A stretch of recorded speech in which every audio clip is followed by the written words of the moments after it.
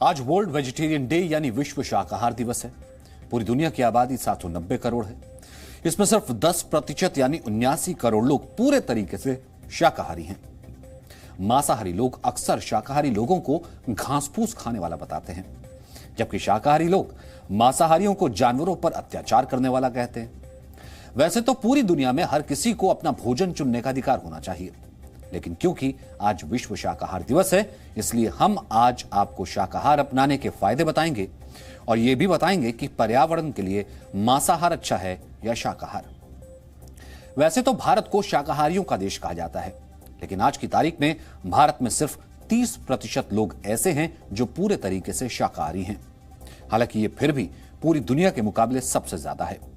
लेकिन शाकाहार का फायदा सिर्फ आपके शरीर को नहीं होता, बल्कि इससे पर्यावरण को भी लाभ होता है। उदाहरण के लिए 1 किलो बीफ के उत्पादन में 13,000 लीटर से लेकर के 1 लाख लीटर तक पानी का इस्तेमाल होता है, जबकि 1 किलो गेहूं के उत्पादन में 1 से 2,000 लीटर पानी की जरूरत पड़ती है। इसी तरह एक चिकन ब्रेस्ट के उत्पादन में औसतन 750 लीटर पानी का इस्तेमाल होता है और इतने पानी में 5 बड़े बाथटब भरे जा सकते हैं। मांसाहार के लिए जानवरों को पाला जाता है और इसमें पृथ्वी पर उपलब्ध कुल जमीन का 30% हिस्सा इस्तेमाल होता है। यह पूरी दुनिया में कृषि के लिए उपलब्ध जमीन का 70% है। मांसाहार के लिए पाले गए जानवर इन जमीनों पर चरते हैं और विचरण करते हैं। अगर ऐसा ना हो तो जमीन के इस हिस्से पर जंगल उगाए जा सकते हैं, जो आखिरकार पूरी दुनिया में कार्बन एमिशन को कम कर सकते हैं। मांसाहार के लिए पाले गए जानवरों से मुक्त हुई इस जमीन का आकार भारत के क्षेत्रफल से भी ज्यादा होगा। मांसाहारी भोजन के उत्पादन में जितनी जमीन की जरूरत पड़ती है, उतनी ही मात्रा में शाकाहारी भोजन को उगाने में उससे 2.5 गुना कम जमीन की जरूरत होती है। एक मांसाहारी व्यक्ति के मुकाबले एक शाकाहारी व्यक्ति 2.5 गुना कम कार्बन उत्सर्जन करता है। उदाहरण के लिए, अगर आप पूरे साल सिर्फ शाकाहारी भोजन करें तो कार्बन एमिशन में जो कमी आएगी वो एक छोटी कार को 6 महीने तक ना चलाने पर होने वाली कमी के बराबर होगी। फार्म में पाले जाने वाले जानवर जितना कार्बन उत्सर्जन करते हैं, वो पूरी दुनिया में यातायात के साधनों से होने वाले कार्बन उत्सर्जन से भी ज्यादा है। अमेरिका की नेशनल एकेडमी ऑफ साइंसेज के मुताबिक अगर शाकाहार को बढ़ावा मिले तो पृथ्वी को ज्यादा स्वस्थ, ज्यादा हरा और ज्यादा दौलतमंद बनाया जा सकता है। फिलहाल दुनिया में 3 तरह का भोजन करने वाले लोग हैं। पहले, जो मांसाहार करते हैं यानी नॉन वेजिटेरियन। दूसरे, जो शाकाहारी हैं यानी वेजिटेरियन। और तीसरे, जो शाकाहारी हैं और जानवरों से प्राप्त किए जाने वाले प्रोडक्ट्स जैसे दूध और दूध से बने उत्पादों का सेवन भी नहीं करते। इन्हें वेगन कहा जाता है। अमेरिका की नेशनल एकेडमी ऑफ साइंसेज के मुताबिक अगर शाकाहार को भोजन में ज्यादा जगह दी जाए तो पूरी दुनिया में होने वाली 50 लाख मौतों को टाला जा सकता है। और अगर दूध और दूध से बने उत्पादों का सेवन भी बंद कर दिया जाए तो 80 लाख मौतों को टाला जा सकता है। ऑक्सफोर्ड यूनिवर्सिटी की एक रिपोर्ट के मुताबिक भोजन में मांसाहार की मात्रा कम करने के लिए पूरी दुनिया में हर साल 72 लाख करोड़ रुपए बचाए जा सकते हैं। और अगर लोग पूरे तरह से शाकाहारी बन जाएं तो यह बचत होगी 111 लाख करोड़ रुपए की। एक अमेरिकी साल भर में औसतन 122 किलो मीट प्रोडक्ट खाता है। वेजिटेरियन सोसाइटी नामक संस्था की एक रिपोर्ट के मुताबिक मांसाहार करने वाला ब्रिटेन का एक नागरिक अपने जीवन काल में औसतन 11,000 छोटे और बड़े जानवर खा जाता है। इसमें 28 बतख, 1 खरगोश, 4 बड़े जानवर, 39 टर्की, 1,158 चिकन, 3,500 शेलफिश और 6,182 मछलियां शामिल हैं। वैसे पूरी दुनिया में एक व्यक्ति एक साल में औसतन 42 किलोग्राम मांस खाता है। हालांकि भारत में इसका औसत 4.5 किलोग्राम है। लेकिन अगर वैज्ञानिक रिपोर्ट्स को माना जाए तो दुनिया भर में लोग एक हफ्ते में 1 दिन भी शाकाहार को अपना लें तो पर्यावरण के खतरे से निपटा जा सकता है। इस दिशा में अब उन देशों ने भी कदम बढ़ाने शुरू कर दिए हैं जो मांसाहार के नाम पर कुछ भी खाने के लिए तैयार रहते हैं।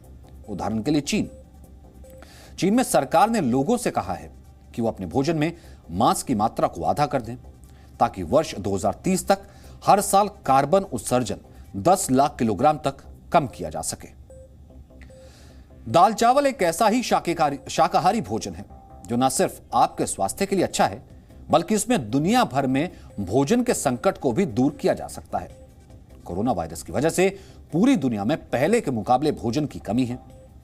हाल ही में मेडिकल जर्नल द लैंसेट में छपी एक रिपोर्ट के मुताबिक अगर दुनिया को भुखमरी के संकट से बचाना है तो भारत की दाल चावल जैसी डाइट को भोजन में शामिल किया जाना चाहिए।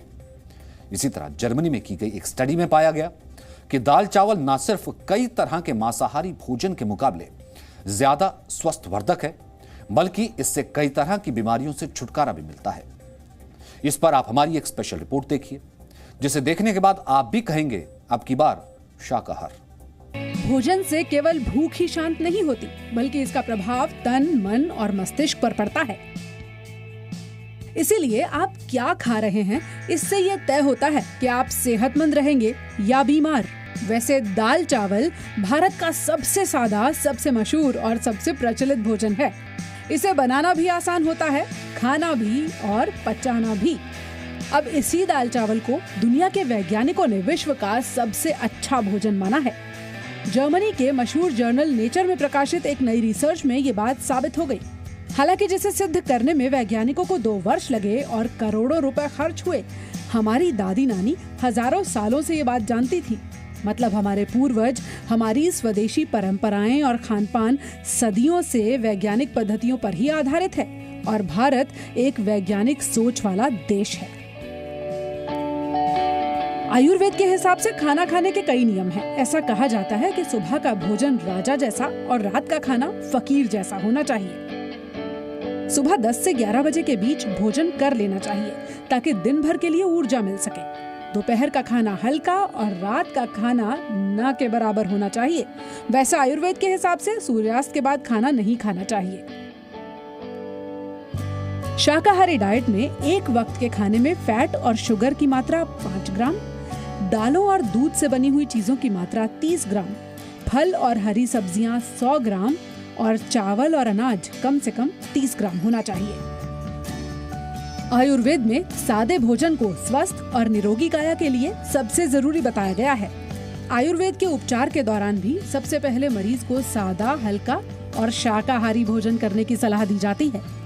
इस अपने बैलेंस में लाने के लिए तो आज भी किसी भी डिटॉक्सिफिकेशन सेंटर में आप जाएंगे तो डिटॉक्सिफिकेशन के बाद आपको नरिशमेंट के लिए खिचड़ी दी जाएगी, राइट। इस स्टडी में भी क्या निकल के आया है कि हल्दी, दाल चावल जो कि एक्चुअली खिचड़ी का एक फॉर्म है, वो जब दिया जाता है तो इंसान अपनी जेनेटिक डिसऑर्डर से भी बाहर आ सकता है।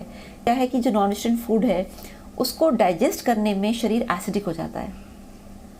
तभी गठिया की बीमारी में या गाउट में या यूरिक एसिड जहाँ बनता है, सबसे पहले नॉनवेज बंद किया जाता है, हाई प्रोटीन बंद किया जाता है कि उसमें इतना प्रोटीन निकलता है, इतना क्या बोलते हैं एसिडिक एनवायरनमेंट हो जाती है कि उस एनवायरनमेंट को बैलेंस करने के लिए खूब पानी पीना चाहिए, खूब वेजिटेबल्स खाने चाहिए।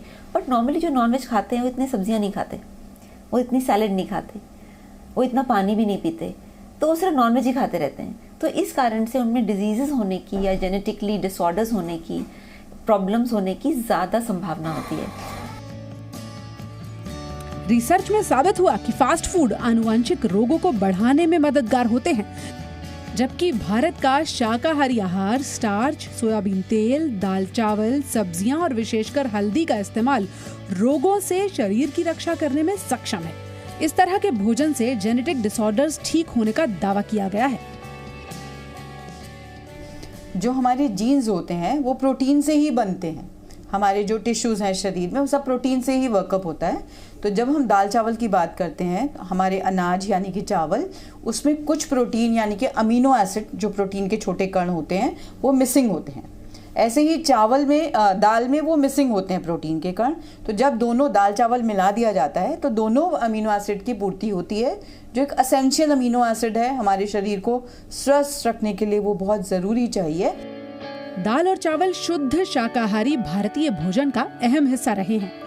आहार को लेकर एक सर्वे की report registrar general of India ने जारी की थी। इसके मुताबिक भारत में शाकाहारियों की संख्या पहले के मुकाबले बढ़ी है और अब लोग शाकाहारी थाली को तरजीह देने लगे हैं। पूजा मक्कर, जी media. Presenting B News app, available on Google Play and App Store. Download it now.